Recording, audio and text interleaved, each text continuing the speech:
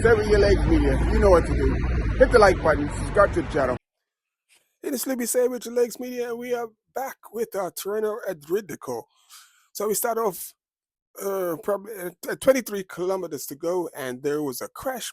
Matt Peterson, the current, I believe he's the leader of the race, and he's also wearing the points jersey because he's won. Uh, I believe it's two sprint stages. No, one sprint stage because there's a time trial. So he won the sprint stage yesterday, so he went into the leader's jersey, and Matt Peterson got taken down. But I believe he did finish.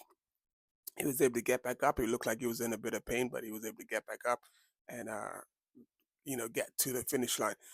But the race did carry on, and you can see Mads is back on the bike, and he's going to take his time. But good thing is only 20 kilometers from the finish, so it's not going to be, I wouldn't say too bad because he's close to the finish, so he's not going to lose too much time.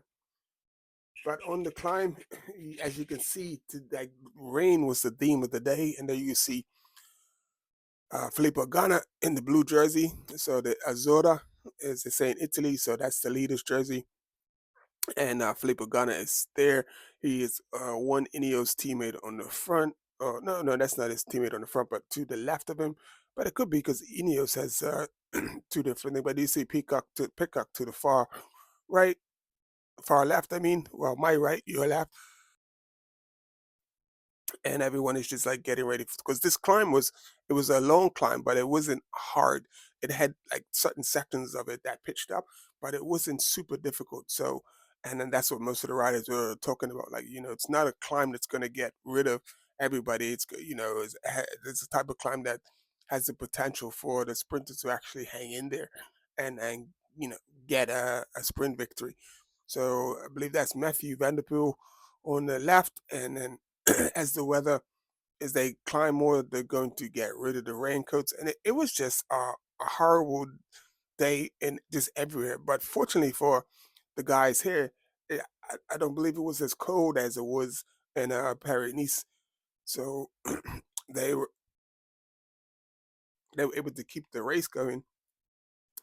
And then our lone breakaway, the Polti young man from Polti, were 8 kilometers to go, and we have caught the breakaway, and it says the 3.6 kilometers to the climb is 3.6 kilometers. So as you can see, Matthew Van Der Poel puts an attack, and he goes across. Yeah, that's Matthew Van Der Poel, and he goes across, and then here's a one Ineos rider EF, and then a group from. But Tom Pidcock's going to lead the chase to get across to these guys, and this is a finish that suits Matthew because it's not a hard climb. It's a climb that it's a what I call a tempo climb. So where it averages probably to 5 to 6%, where like the really strong guys, the strong men like the Matthew Van Der Poels could still be in the big ring and just produce some massive speed. So with 7 kilometers to go, the group, it looks like it's dwindling down, but you have a group that's like close behind, and you know it looks like they're going to catch on, and they do. But with 3 kilometers to go, Filippo Ganna decides to just throw the hen among the pigeons.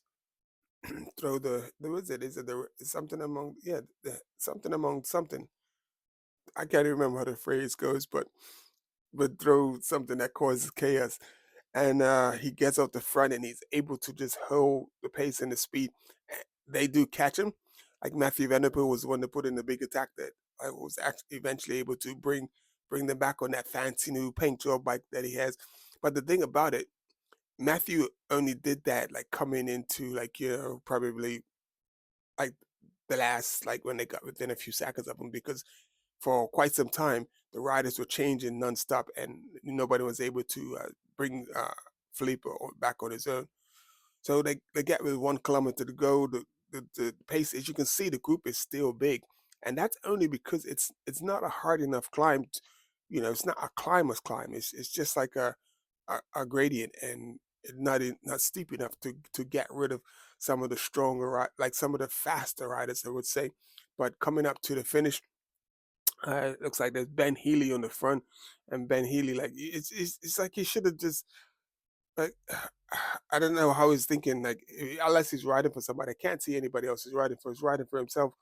But you're just doing too much work, man. You're doing way too much work on the front, and you got one Red Bull rider right there coming, and like Matthew Vanderpool actually got trapped on the inside. He's on the left there, and as the corner turns left, he's gonna get like squashed into the left, and he lost out. And then I can't remember his name, wins the race, and Pidcock comes in second place, which was pretty close. And I was like, is Pidcock going to win? Is Pidcock going to win? But he wasn't able to come around. So just who was the winner of today's race, Terreno Adriatico? So it's Andre Vendrame and Thomas Pidcock in second with Roman Gregor.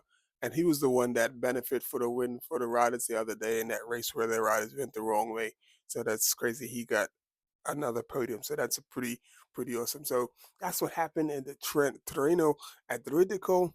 Um, like it was billed as a or possibly a showdown between Pidcock and Vanderpool, but unfortunately Vanderpool got got like squeezed in on the corner when the corner went left. And what happened was it wasn't like if the corner would have if the corner would have just stayed like capped its curve, but it like how they I don't know how and why they do the barriers, but the barrier it made a dip out. So basically, if you're riding this line, you're gonna ride into the barrier. If the rider in front of you holds this line, and that's what happened to Matthew. So he got boxed out, unfortunately.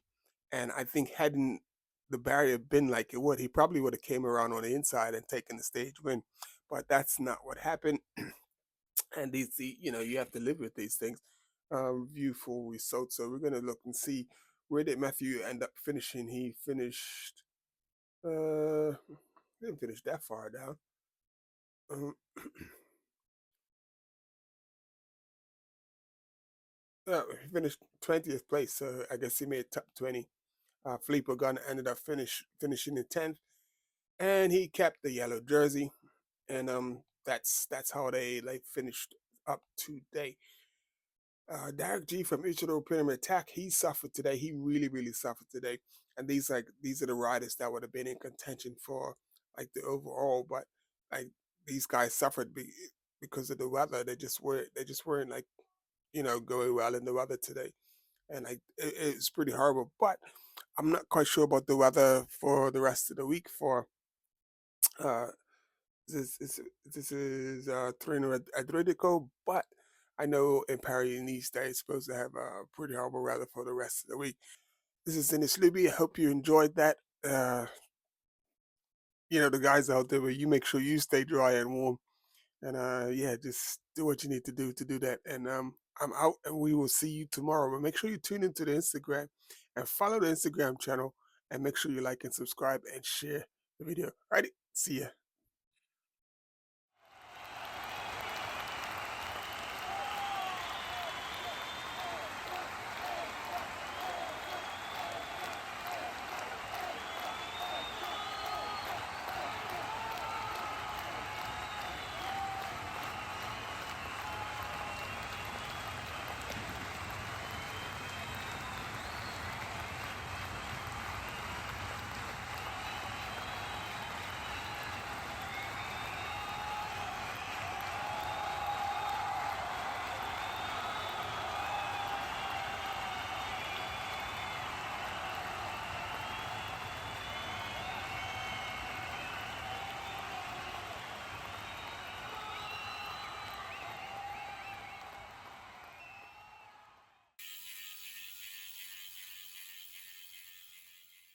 Seven Year Legs Media. You know what to do.